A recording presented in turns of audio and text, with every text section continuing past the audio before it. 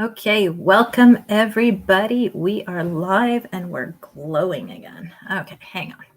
Let me see if we can. There we go. That's much better.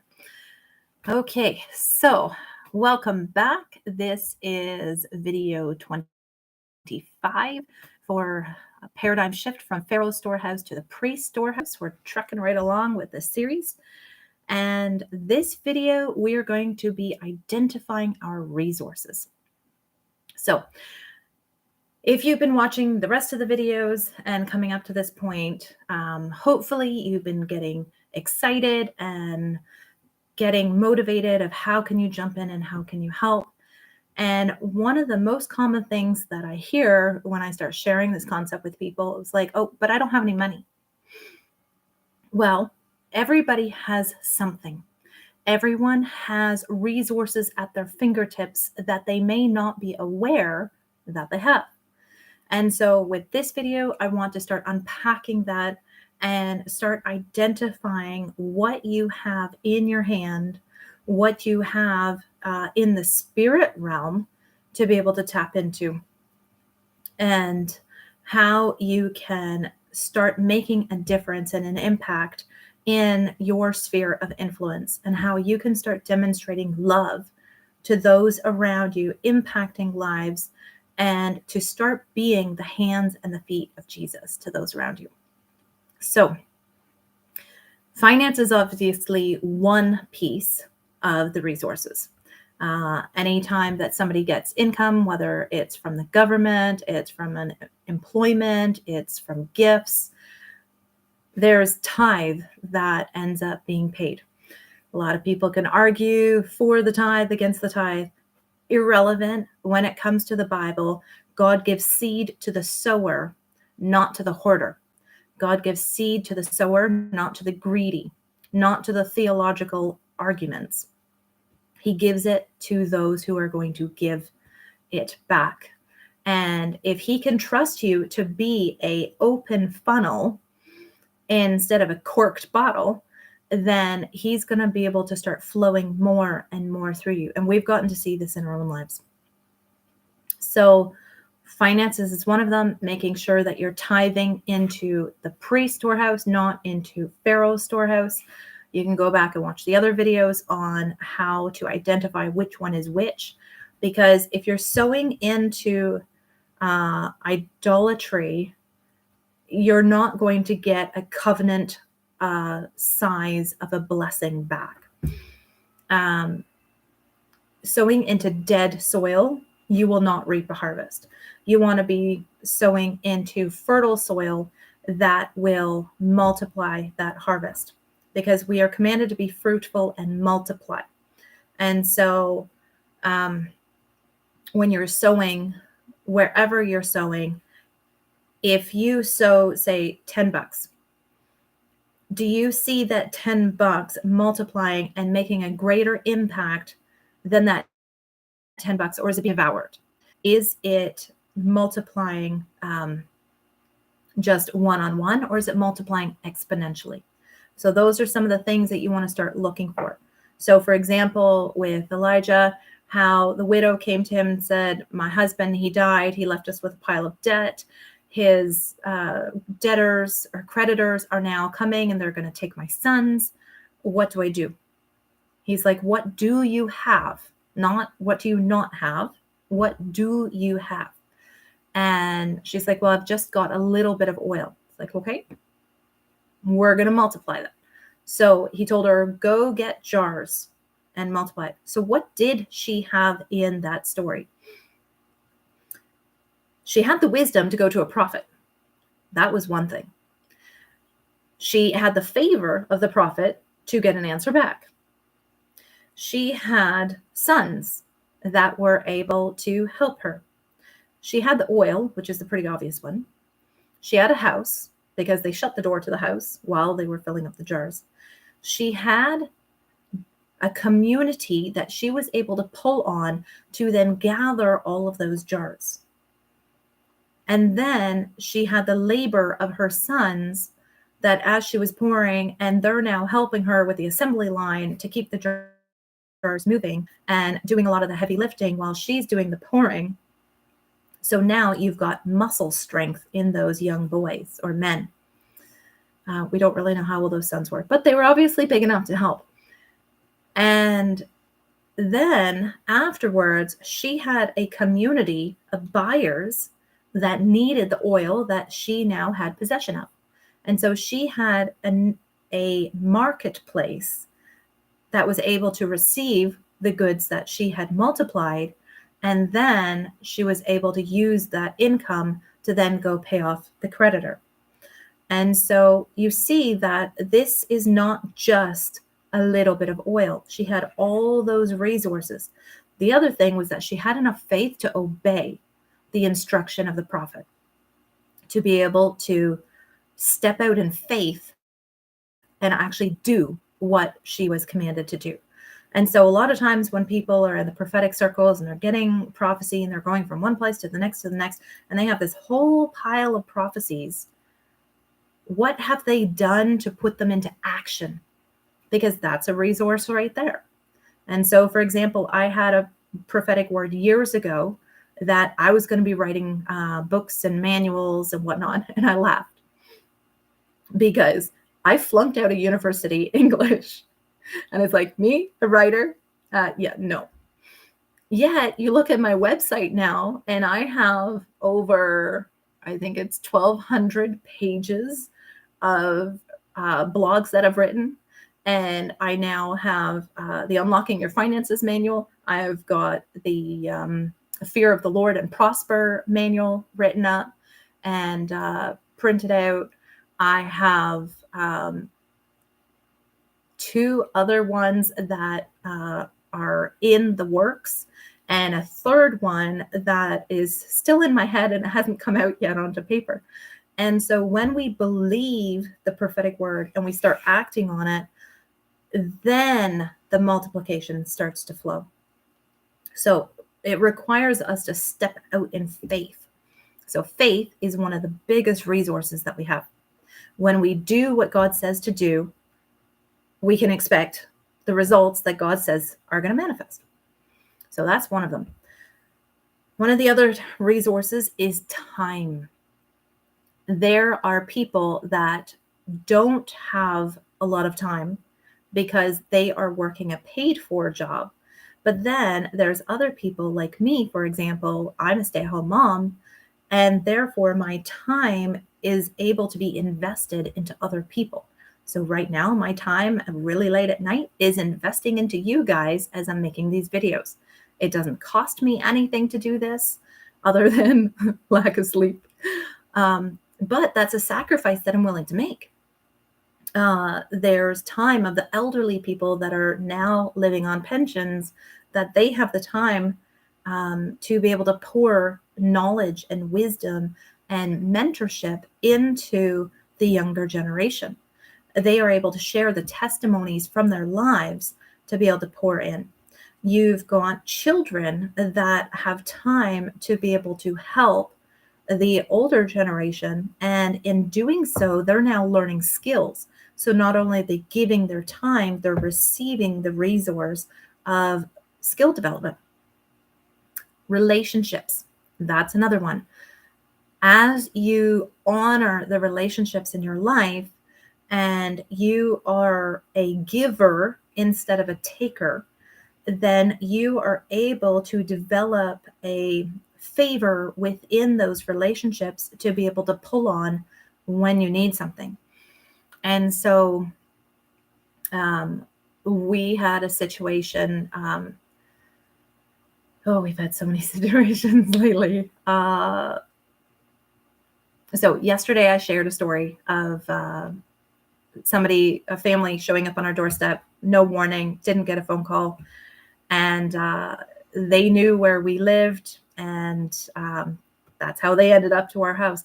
One of the resources that we were able to source was a free phone for them because of the access to a relationship with somebody who had an available phone. So I didn't have a phone, They had the phone, but I had the access and the favor to that person to receive the resource. But it all starts with relationships. Are you growing the relationships? Are you investing in those relationships with godly character, where it is a healthy dynamic of a relationship? And then later in life, those relationships add value to your life, to other people's lives, to their lives. You got to make sure the relationships are adding value and not toxic and not taking away value. Awareness is a resource. So, for example, with our family, for better or for worse, we have most of our family members have a gift of discernment. And sometimes that gift is seen as a curse until you learn how to utilize it and grow it. And I'm still learning how to grow in this gift. If people know resources, please send them to me, because we're still hunting. But when somebody comes through the door and they may look perfectly fine, and my daughter will say, that person's carrying grief. So it's like, okay. So then we start digging, and it's like, okay, where is the grief stemming from? Let's get that healed and then cast out the spirit of grief.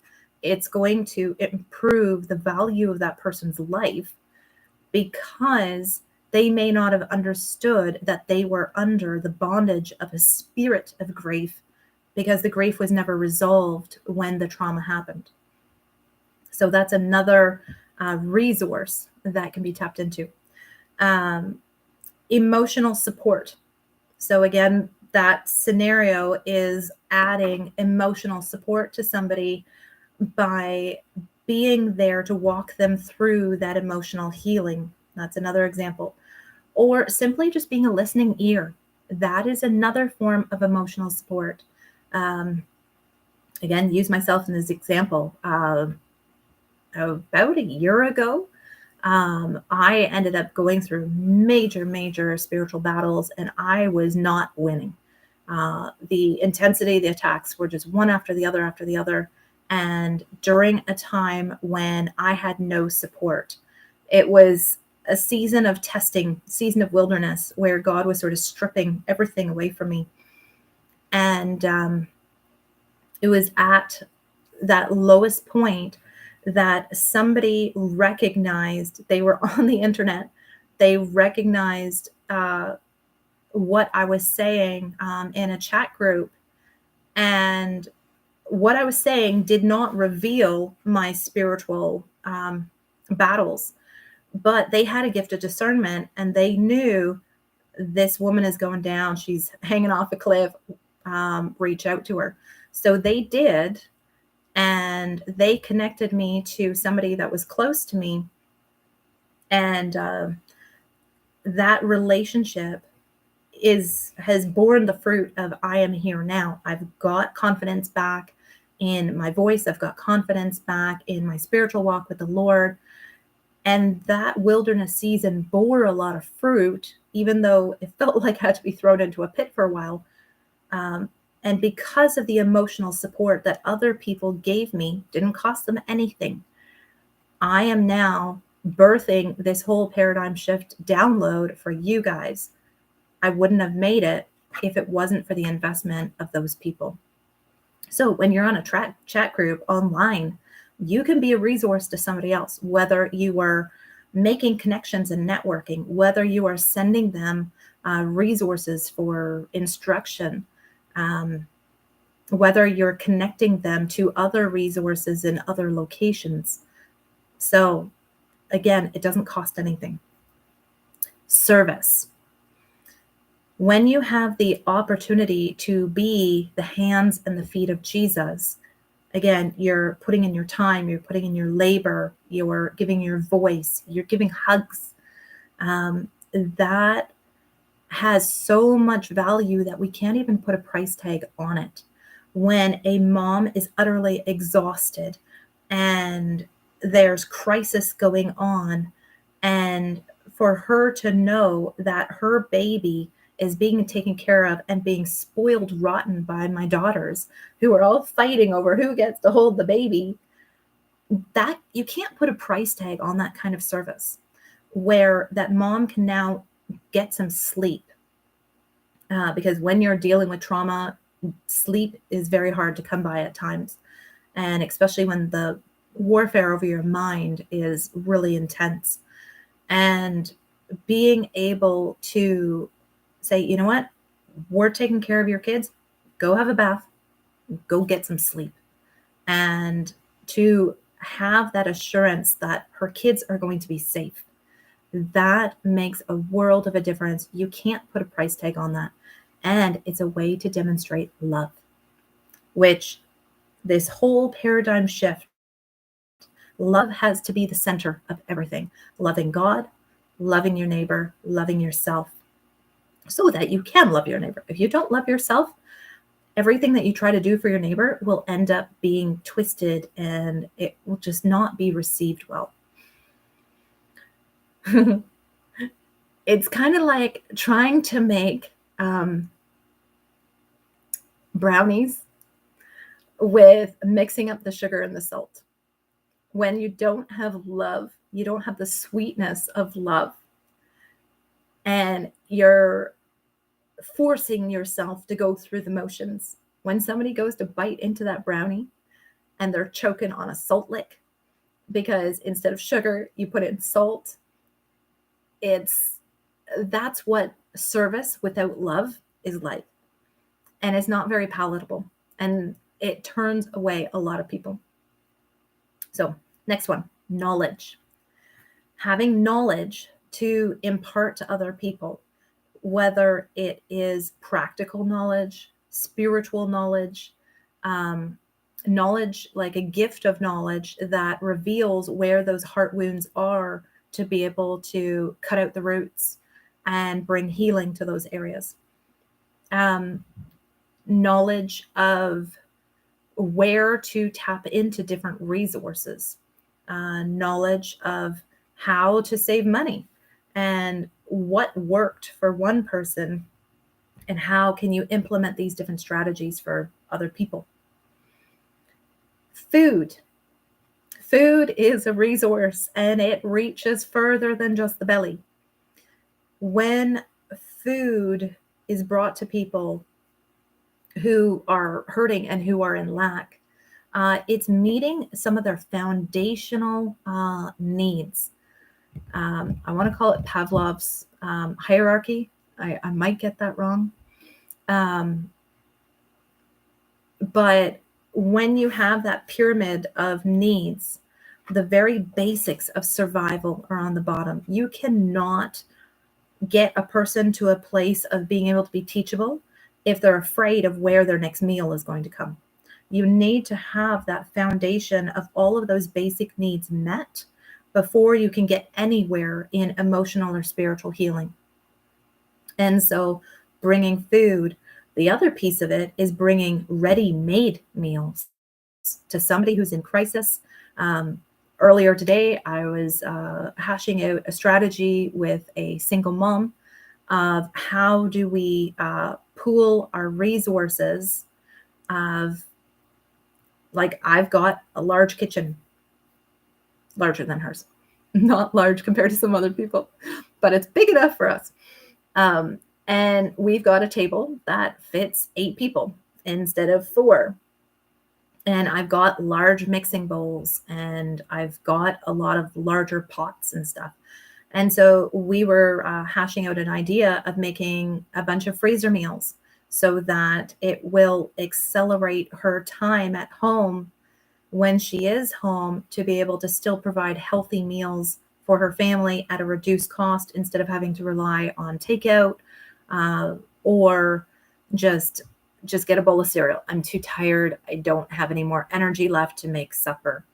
And so again, this is providing food, providing labor, service, relationship, time, knowledge. And so you see how a lot of times when you put the resources all together, you're going to be able to maximize your reach, reduce the cost, and be able to invest in people's lives. Now, on the flip side, in this kind of situation with meal planning, now you can turn it into a community event. And now you could have an opportunity for a bunch of ladies, teenagers, really whoever. If men like to cook, hey, come along, join on. And now you're doing a community event where you're loving one another, you're having fellowship, you're communicating, you're building that relationship while you're loving one another. So it's not just dropping everything off at a doorstep, say, here you go, bye. It's no, let's pool together. Let's do this together as a team and have fun while we're doing it. And then the younger children are getting to watch. This is how you make freezer meals. This is how you chop. This is how you peel.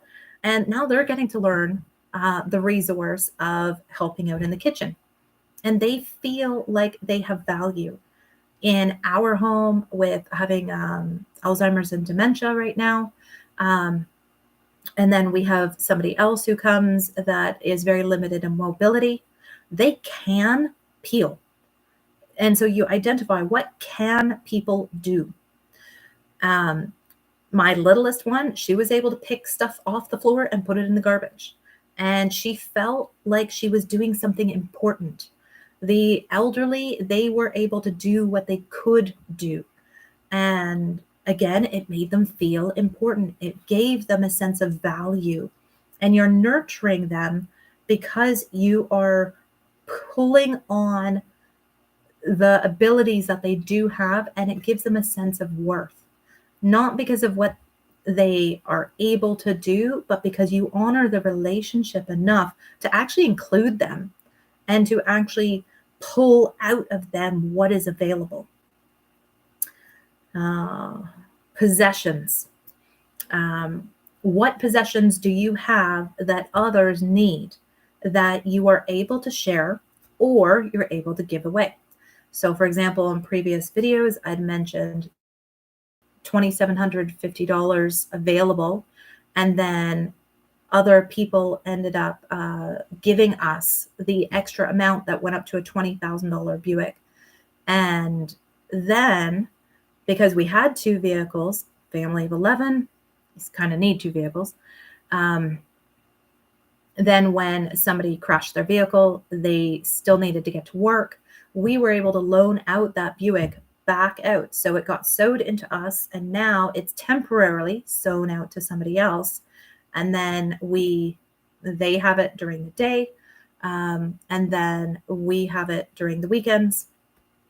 And so we're able to share what we have to maximize the reach. Also, we had a situation in our community where there was an elderly person had a medical crisis. Because I've got nursing background, even though I don't have my license anymore, I was able to go and basically fill in the home care nurse responsibilities for that person and saved her $100 an hour, which really added up. And so then, because we have all of these different resources, I had a blood pressure cuff, I had a stethoscope, I know high blood pressure, low blood pressure, I understand different medications and stuff. So then I was able to fill the role of going to the medical appointments and giving them the information that they needed, so that it took the stress off her of not knowing how to navigate the medical system. So that's another thing of when people have access and knowledge in certain spheres of influence, and they know the lingo, that they are able to be an asset to somebody who is completely out of the loop. So, for example, if somebody knows how to navigate, for example, YouTube. I was trying to figure this out, how to even get these videos started. And somebody else was able to come along and give me some basic instruction of how to get started so I could be obedient to release this 37 video series on the paradigm shift. And the last time that I did my Unlocking Your Finances series, it was on StreamYard. So it was completely different. And so the um, the possession of knowledge, the possession of the lingo, and that's that has more value than a financial price tag. Access. So access, when somebody has access to different locations, to different knowledge, to relationships, that access, and even spiritual access, that access to the Heavenly Father's voice that not everyone has, that is a resource. Emergency shelter is another resource that we have, that we have taught other people to have, and that they are sharing the housing that they have available. And that is able to save the cost of rent, either temporarily or long term. And then in that crisis moment when people are suddenly without housing, again, people are not teachable when they are in full-blown fear bombing mode, where the when their basic needs have been completely shattered and they are in extreme lack. You can't go at them and try to teach them anything in that crisis moment. The Lord showed me a vision. We were trying to help somebody, and I was getting really frustrated because with me, I've got a lot of knowledge. I got a lot of information that I want to share, and sometimes I feel like I want to shove it down people's throats, but it doesn't work. And God's like, you're asking him to let go of the rope while he's still hanging off the cliff. First, pull up that rope, get him off the cliff, and then ask him to let go of the rope. And so this also applies to addictions as well, that you can't expect somebody to stop an addiction until you've stopped the pain that they're trying to numb through that addiction. And so trying to get traction in an area, you got to make sure that their basic needs are met first, and that their safety, their survival is in a place where they have trust to be able to relax enough to get rid of the fear and shift into faith, shift into love, power, and a sound mind. Mentorship. This is a crucial asset, a resource that a lot of the older generation, they have not been maximizing that resource of mentorship that they could. When you have the 65 and up generation where they don't have to work a day job anymore, and they have all of this wealth of knowledge, and they may not know all the technology, they may not know all of the cultural stuff that keeps changing and changing and changing, but they have such a wealth of information and hopefully a wealth of character built up.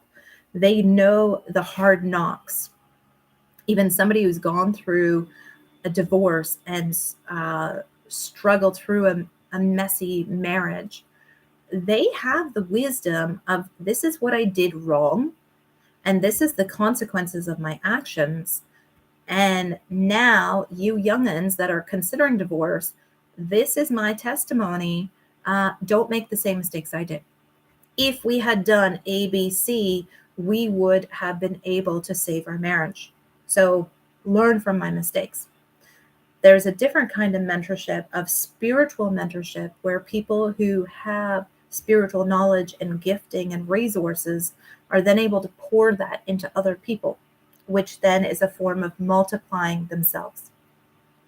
And so there have been people that I have mentored in my areas of strengths, and then they have gone on to turn around and mentor other people.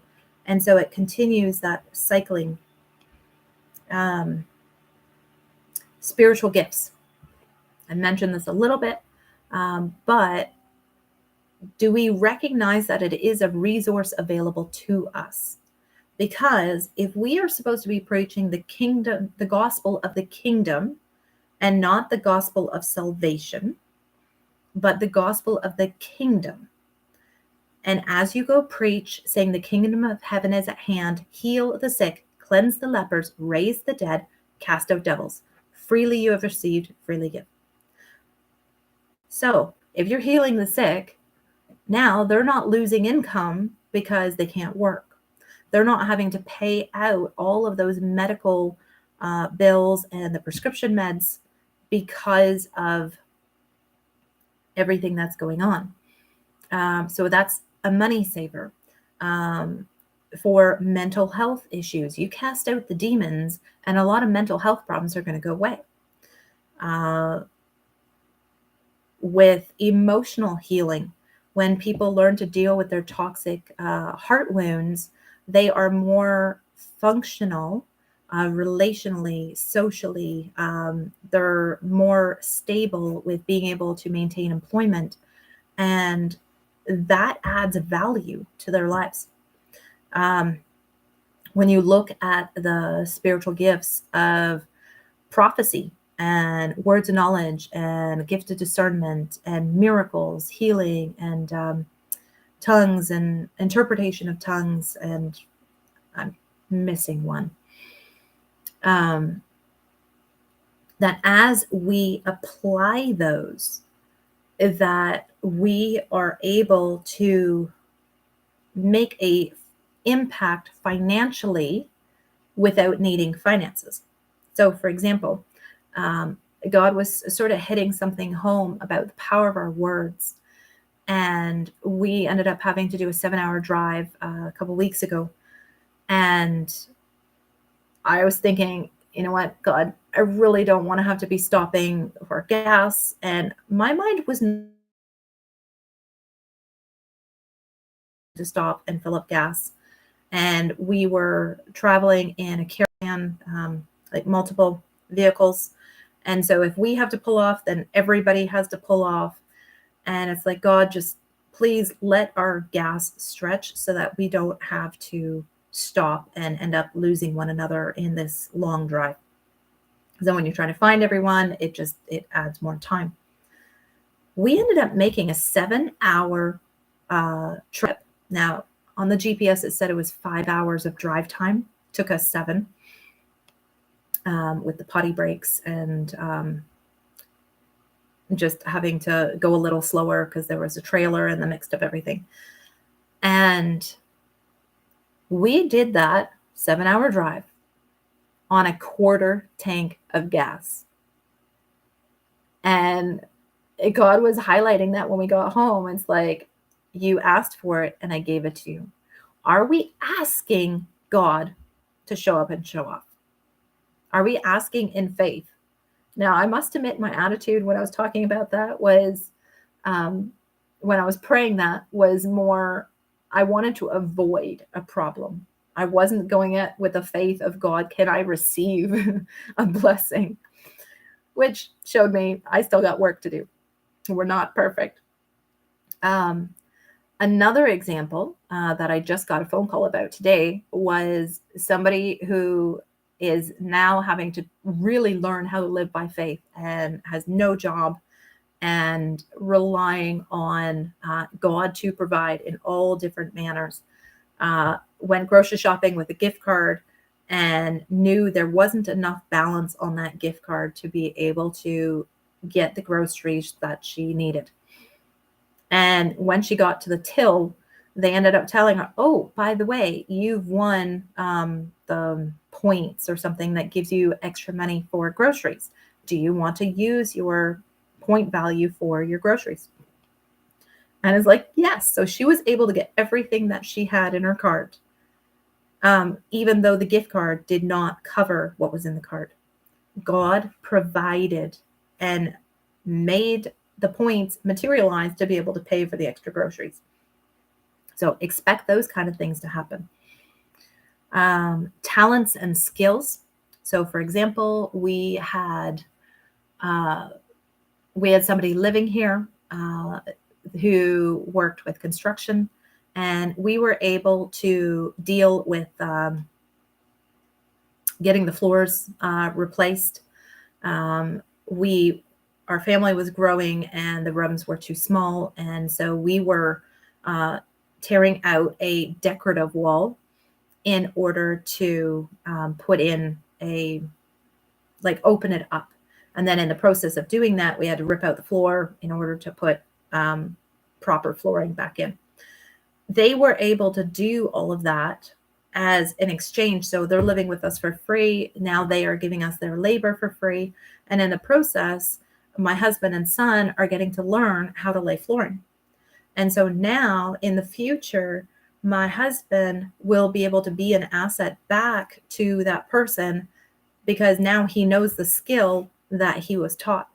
And so if he needs to pull on labor in the future, now he's got somebody who he's mentored, and now the skills can go back. So again, that give and that take. With carpooling, so sharing vehicles is one way. Carpooling is another way. Like if you have, say, multiple families going down in one direction, like here, it's pretty spread out. So from here down to Fort Erie, we're looking at half-hour drive. So that's an hour of gas going back and forth. What we would routinely do is the people that might be coming from further north of us, they would come down to us, drop their vehicle. We would all pool into our vehicles, and then we would make sure that we were using the least amount of vehicles as possible to get from point A to point B, so that we're saving on gas. We're having fun because we're all together. And the more the merrier if you're doing it with love. And then testimonies. When you share a testimony, it can release the spirit of prophecy. When you're sharing testimonies about Jesus, when people are able to possess that by faith and then run with it themselves, it can have a financial value to it. So for example, my neighbor, I ended up just being me and chatting away, telling her the testimony of Atara, how God raised her from the dead, ended up giving her a supernatural brain transplant, heart transplant, kidneys, lungs, without a surgery. It was all supernatural. He just restored the maimed body parts. And so she heard that testimony. And then she had an incident where the mandated medicals, injections that were required for people to maintain their jobs, ended up having a reaction to it, ended up causing blood clot, and ended up with severe injury. She was told she would never walk again. And when she heard that report, she's like, the God of Atara, if you can heal her, you can heal me. And so it wasn't my God, it was the God who healed Atara. If you can do that, I can do that. And so we have that testimony of healing where she did end up getting healed. It completely baffled the doctors, the physiotherapists. What happened was completely impossible in the natural realm. And she ended up having a testimony.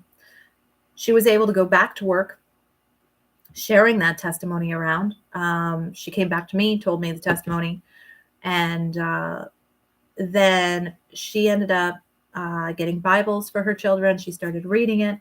Now her daughter is in school and talking about the healing power of Jesus, and they're trying to censor her and shut her up. And she's like, well, you can't take away my testimony. I'm allowed to talk about my family.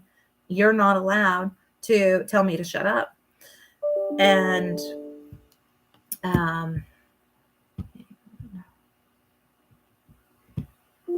sorry about that. And so then there was an incident at her school where she had the opportunity to do healing prayer for another student and saved that student from all of the consequences of that injury. And it's like, okay, let's get back up. Let's keep going. And she was able to now give a testimony to somebody else. So do you see the ripple effect? The kingdom of God is always going to be fruitful and multiplying. If it's not being fruitful, then you got to question, where's the monkey wrench? Because if God is in the center of it, if love is in the center of everything, it will be fruitful, it will multiply. Let's see. Angelic support. That is very important. So angelic support can happen in so many different ways. Just a little, something so simple, and yet at the same time so profound. Earlier today, we were scrambling to get out the door, and my daughter had misplaced her shoes, and we were scrambling to get there on time, and she responded with fear and panic, and it's like, I can't find my shoes, and it's like, no, stop, pray, what's going on? So we finally get her situated, and then I spin around and my wallet's been moved, and it's like, oh boy, that does happen. Things in a family of 11 tend to get moved a lot. And so it's like, God, I need some angelic assistance here to find this wallet. I need to get out my door fast. And I just ended up getting a picture of where to go look for it. It was in a very unusual place. I would have never thought to look. Things get put away in weird places when there's Alzheimer's and dementia in the house. And so we have, so I was able to grab it. We were able to get there. And then normally it takes 15 minutes to drive. And as we're driving, I'm like, God, I need your time acceleration right now. Like, I need green lights all the way through. And I need you to be able to bend time so that I can get there on time, because I don't want to have rotten character of continually showing up late for something. And so where the devil might try to devour, especially as I've been trying to get these videos out, there's been the warfare has increased crazy around here. And yet we're still victorious. We're still pushing through. It's like, no, we are not going to let the devouring get a hold of us. We're going to push through, and devil, you're going to give us back everything that you're trying to steal, and you're going to give it back with interest. And so we got there in 9 minutes instead of the usual 15 that it would take. And so that is another resource when you get the angelic realm, and you've got the support, and you've got the angels fighting the battles on behalf of you, and they are able to release that breaker anointing to go before you and to open up those two-leaved gates to be able to give you access to places that you normally wouldn't have access to. That's a resource. And that also ties in with favor. That when the angel of the Lord encampeth around those who fear him and delivereth them. And so when you have that intimacy with the Lord and you are face to face with the Lord, you're going to have his favor. So Jesus grew in wisdom and in stature and in favor with God and man. And so favor goes two ways, that you can be receiving favor, but then are you looking for opportunities to give favor to other people? And you can be a portal for God to flow through and be that portal of favor to other people. And then the last one I want to highlight is the fruit of the Spirit. That is a resource, especially with what we do around here. We are dealing with a lot of people in crisis, a lot of people who have a lot of baggage coming through the door emotionally, spiritually, demonically. And we cannot carry the weight of that of lifting people up, of doing that, basically spiritual ER for the long durations that God has been bringing people through. We currently have a family in right now that we've had for 18 months. And it's been a long slog. And yet we have the prophetic promises. That's another resource that you need to pull on, prophetic promises, because it gives you hope to keep fighting. And we're seeing results. We're seeing the victories. It's not a fast victory like we would like to see, but we are seeing that prophetic promise manifesting in steps. And so the fruit of the Spirit, to be able to pour out love on people that when they're at their worst and they're the unlovables, the untouchables, and they're the ones putting up the spiritual walls of, I'm a leper, stay away from me. To love those people, you cannot do it in your own strength. Having the joy, having the peace in the midst of all of the chaos, and people's lives are being bombed out and just everything is collapsing around them. How do you have peace in the midst of that and be able to pour peace into their chaos and their crisis? To be able to have that long suffering, to keep going for 18 months and not give up on people that other people have given up on, and that you continue to fight with the word of the Lord. Having the kindness when it's the last thing that you want to do because you're exhausted and you're tired and you're just, you don't want to deal with it anymore. And having the long suffering to not quit on God's promises. When you have multiple people living together, when you are providing that emergency shelter and you've got families living together, you need to all be purposing in your heart to be flowing in the fruit of the Spirit instead of the fruit of the flesh, so that you can have that harmony, because that's another resource, harmony and unity. Because wherever there's harmony and unity, the blessing of the Lord must land upon it. And so when you're operating in unity and harmony as a family unit, you're going to have the resources of God's blessing pouring into your life from all different angles. So blessing, that's one I did not have down here. When you are hearing and obeying God, you're going to have God's blessings pouring into your lives. And so that's another resource that we can intentionally tap into through our obedience. So that's a lot of different resources for you to take a look at. What do you have that you can give? What are resources that you can grow in your life so that you can mature them, that they will bear fruit, and you can end up giving them at a later time? So investing in others, but also investing in yourself to be able to grow those resources to then be able to pour out. You got to receive first in order to give out.